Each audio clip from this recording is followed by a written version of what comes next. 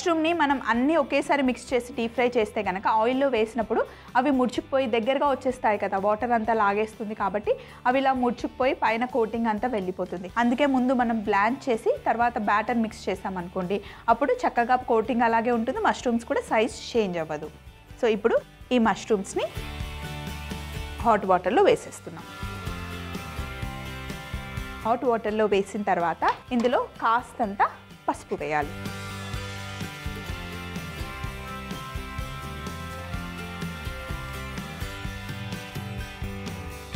అలాగే కొద్దిగా ఉప్పు,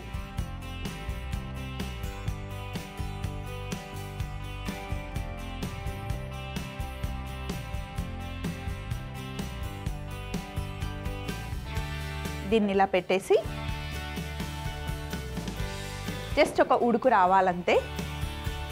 ఇప్పుడు ఒక బౌల్ పెడదాం. ఇందులో కాస్తంత కార్న్ఫ్లవర్, అలాగే కొద్దిగా మైదా, సన్నగా తరిగి పెట్టుకున్న అల్లం ముక్కలు, సన్నగా తరిగి పెట్టుకున్న వెల్లుల్లి ముక్కలు, అలాగే కాస్తంత గరం మసాలా, కొద్దిగా కారం,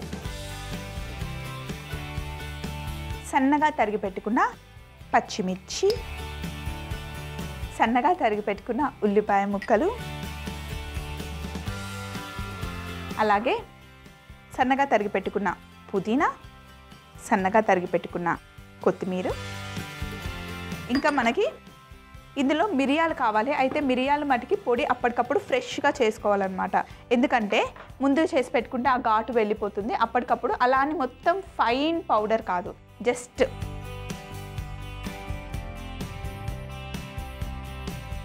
మిరియాలు ఉప్పు వేసుకొని క్రష్ చేసుకోవాలి.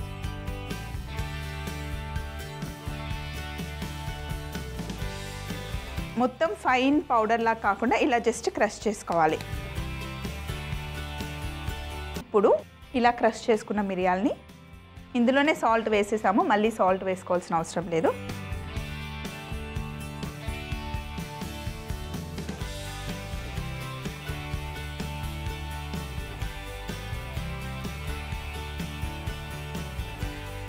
ఇప్పుడు ఒక్కసారి మొత్తం మిక్స్ చేసేసుకోవాలి. ఇప్పుడే వాటర్ వేయకూడదు, మనం మష్రూమ్స్ని డైరెక్ట్గా వేసేసుకోవాలి. ఇప్పుడు ఈ మష్రూమ్స్ని ఇందులో వేసేద్దాం. చూసారా సైజ్ చిన్నగా అయిపోయాయి. ఇప్పుడు మనం డీప్ ఫ్రై చేసినా కూడా వీటి సైజ్ ఇంతే ఉంటుందన్నమాట, మళ్ళీ చిన్నగా అవ్వవు. ఇంకా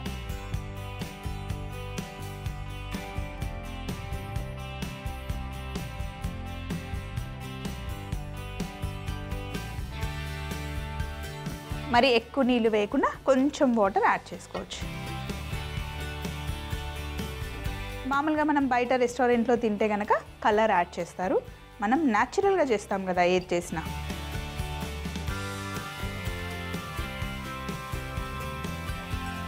ఇలా మొత్తం మిక్స్ చేసుకున్న తర్వాత ఇప్పుడు నూనె ఆల్రెడీ వేడిగా ఉంది.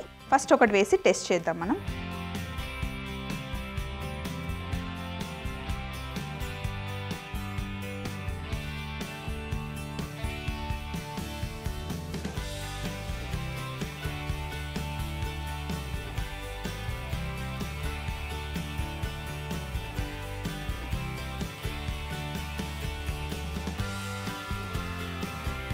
పిండిని వేస్ట్ చేయకుండా ఒక్కొక్క మష్రూమ్కి చక్కగా పిండిని ఇలా కోట్ చేస్తూ వేసుకోవాలన్నమాట.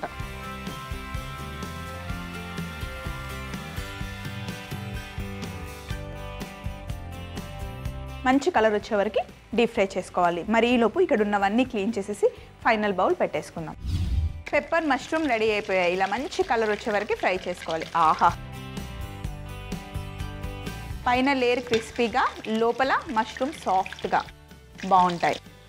ఈరోజు మనం 2 స్టార్టర్సే చేసుకున్నాము. ఒకటేమో ఎగ్తో, ఇంకొకటేమో 100% వెజ్ మష్రూమ్తో.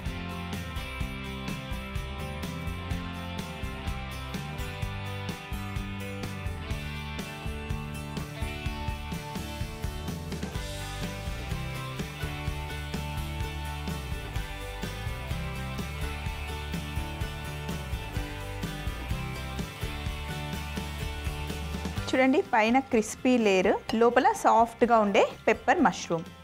ఇది టమాటో కెచప్తో అయినా తినొచ్చు, ఏదైనా చట్నీస్తో అయినా తినొచ్చు, లేదా మయోనీస్తో కూడా తినొచ్చు. అసలు ఏం లేకపోయినా నన్ను అడిగితే ఇలాగే డైరెక్ట్గా తినేయచ్చండి. పెప్పర్ మష్రూమ్ రెడీ అయిపోయాయి. చూస్తుంటేనే ఎంత కలర్ఫుల్గా ఉంటాయి కదా, టేస్ట్ కూడా అంతే బాగుంటాయి. పెప్పర్ మష్రూమ్ తయారీ విధానం మీరు మరొకసారి చూస్తూ ఉండండి. ఈలోపు ముందు మనం చేసి పెట్టుకున్న తందూరి ఎగ్స్ కూడా తెచ్చేసుకుందాం. పెప్పర్ మష్రూమ్ తయారీ విధానం: ముందుగా మష్రూమ్స్ని వేడి నీళ్ళలో వేసి అందులో కాస్త పసుపు, ఉప్పు కూడా వేసి మూత పెట్టి ఉడికించుకోవాలి. ఈలోపు ఒక బౌల్లో కార్న్ఫ్లవర్, మైదా పిండి, అల్లం ముక్కలు, వెల్లుల్లి ముక్కలు, గరం మసాలా, కారం, సన్నగా తరిగి పెట్టుకున్న పచ్చిమిర్చి, సన్నగా తరిగి పెట్టుకున్న ఉల్లిపాయ ముక్కలు, సన్నగా తరిగిన పుదీనా, కొత్తిమీర, ఉప్పు కలిపి క్రష్ చేసుకున్న మిరియాలు వేసి కలిపి అందులో ఉడికించుకున్న మష్రూమ్ కూడా వేసి తగినన్ని నీళ్లు పోసి బాగా కలుపుకొని వేడి నూనెలో వేసి మంచి కలర్ వచ్చే వరకు ఫ్రై చేసుకుంటే ఎంతో టేస్టీ అయిన పైన క్రిస్పీ లేయర్ తో లోపల సాఫ్ట్ గా ఉండే పెప్పర్ మష్రూమ్ రెడీ అవుతుంది.